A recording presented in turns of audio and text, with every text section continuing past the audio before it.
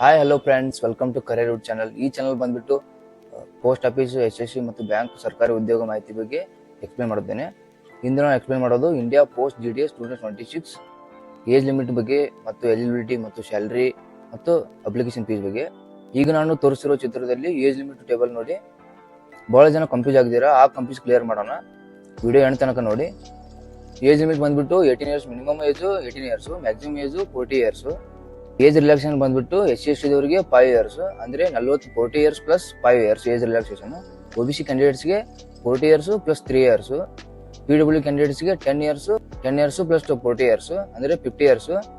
PW candidates plus OBC ಕ್ಯಾಂಡಿಡೇಟ್ಸ್ಗೆ 13 years age relaxation, ಅಂದ್ರೆ 53 years. Personal plus SC/ST ಕ್ಯಾಂಡಿಡೇಟ್ಸ್ಗೆ 15 years plus 40 years, ಅಂದ್ರೆ 55 years.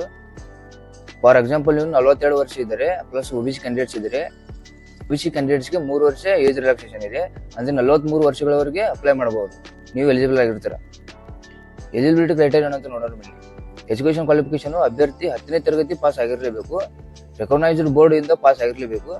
Selection purely 10ನೇ ತರಗತಿ marks ಮೇಲೆ, computer knowledge ಹೊಂದಿರಲೇಬೇಕು, ಹಳೆಯ ಭಾಷೆ ಕನ್ನಡ ಓದಲು ಬರೆಯಲು ಬರಬೇಕು. ಸೆಲೆಕ್ಷನ್ ಪ್ರೊಸೆಸ್ ಬಂದ್ಬಿಟ್ಟು ರಿಟರ್ನ್ ಎಕ್ಸಾಮ್ ಇಲ್ಲ, ಇಂಟರ್ವ್ಯೂ ಇಲ್ಲ. ಪ್ರೊಸೆಸ್ ಬಂದ್ಬಿಟ್ಟು ರಿಟರ್ನ್ ಎಕ್ಸಾಮ್ ಇಲ್ಲ, ಇಂಟರ್ವ್ಯೂ ಇಲ್ಲ. 10ನೇ ತರಗತಿ ಅಂಕಗಳ ಆಧಾರದ ಮೇಲೆ ಮೆರಿಟ್ ಲಿಸ್ಟ್ ಇರುತ್ತೆ. ಸ್ಯಾಲರಿ ಡೀಟೇಲ್ಸ್ ಏನಂತ ನೋಡೋಣ ಬನ್ನಿ. BPM ಜಾಬ್ಗೆ 12,000ರಿಂದ 29,000ಗಳವರೆಗೆ ಇರುತ್ತೆ. ಅಸಿಸ್ಟೆಂಟ್ BPM ಮತ್ತು ದಾಖ ಸೇವಕ ಜಾಬ್ಗೆ 10ರಿಂದ 24,000ಗಳವರೆಗೆ ಸ್ಯಾಲರಿ ಇರುತ್ತೆ. ಅಪ್ಲಿಕೇಶನ್ ಫೀಸ್ ಬಂದ್ಬಿಟ್ಟು ಜನರಲ್ ಕ್ಯಾಂಡಿಡೇಟ್ಸ್ ಮತ್ತು OBC ಮತ್ತು EWS ಕ್ಯಾಂಡಿಡೇಟ್ಸ್ಗೆ 100 ರೂಪೀಸ್ ಇರುತ್ತೆ. SC/ST, PWD ಮತ್ತು ಫಿಮೇಲ್ ಕ್ಯಾಂಡಿಡೇಟ್ಸ್ಗೆ 0 ರೂಪಾಯಿ ಇರುತ್ತೆ.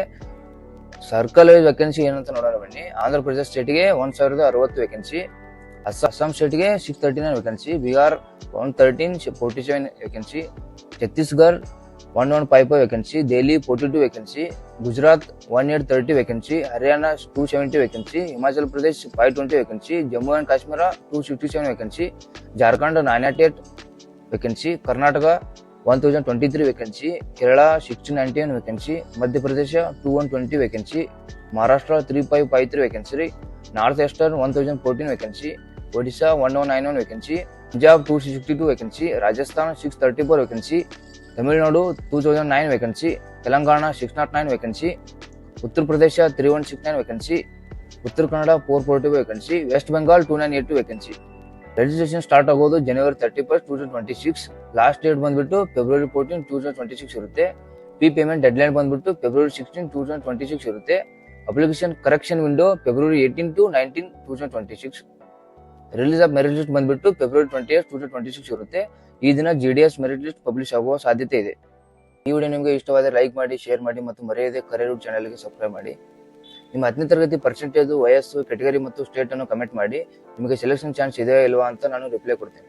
ಮುಂದಿನ ವಿಡಿಯೋದಲ್ಲಿ GDS ಕಟ್ ಆಫ್ ಅನಾಲಿಸಿಸ್ ಮತ್ತು ಡಾಕ್ಯುಮೆಂಟ್ ವೆರಿಫಿಕೇಶನ್ ಪ್ರೊಸೆಸ್ ಬಗ್ಗೆ ಡೀಟೇಲ್ ಆಗಿ ಎಕ್ಸ್ಪ್ಲೇನ್ ಮಾಡ್ತೀನಿ. Thank you guys. See you next videos.